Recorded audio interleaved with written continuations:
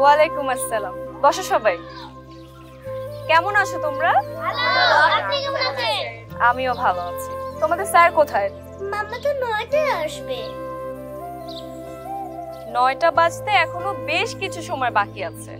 তো তোমাদের স্যার আসা অবধি তোমাদের কাছ থেকে গল্প শুনলে কেমন হয়? ভালো। তাহলে বলো কে কি কবিতা শোনাবা? আচ্ছা ঠিক আছে, তোমাদের কাছ থেকে এক এক করে কবিতা শুনবো। ফার্স্টে একজন আসো। তুমি আজকে সবাইকে কি কবিতা শোনাবা? বীরপুরুষ। আচ্ছা, বীরপুরুষ। লিখেছেন রবীন্দ্রনাথ ঠাকুর। আচ্ছা। মনে করো যেন বিদেশ ঘুরে মাকে নিয়ে যাচ্ছি অনেক দূরে, তুমি যেন মা। মনে পড়ছে না? চেষ্টা করো। তুমি যাচ্ছ মা পালকিতে চড়ে, আমি যাচ্ছি রাঙা ঘোড়ার পরে, দরজা দুটো একটুকু ফাঁক করে, আমি যাচ্ছি রাঙা ঘোড়া পরে, ডাকবা গিয়ে তোমার পাশে পাশে, রাস্তা থেকে ঘোড়ায় ঘুরে ঘুরে, রাঙা ধুলোয় মেঘ বয়ে আসে, সন্ধে হলো সূর্য নামে বাটে, এলেম যেন জোড়া দিঘির মাঠে, থু থু করে যে দিক পানে যায়, তাই ভয় পেয়েছো?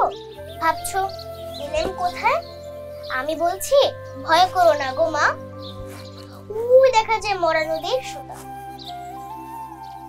অনেক সুন্দর হয়েছে, হাততালি দাও সবাই। আর কি আসবা? ওয়ালাইকুম আসসালাম। মন ভালো? জি। শরীর ভালো?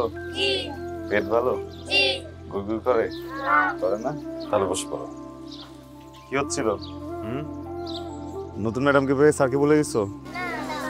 বলো নেই?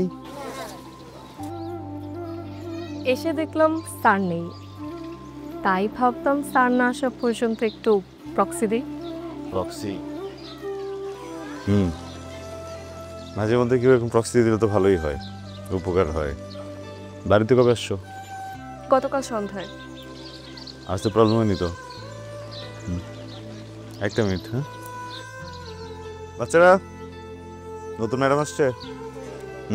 ম্যাডাম ভালো? ভালো ম্যাডামের জন্য একটা গিফট দেই। আজকে ছুটি।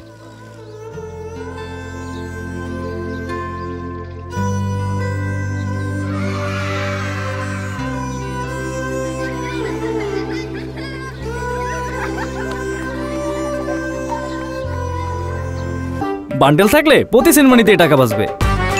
বিকাশ সেনমানি বান্ডেল কিনে জিতুন প্রতি লেনদেনে।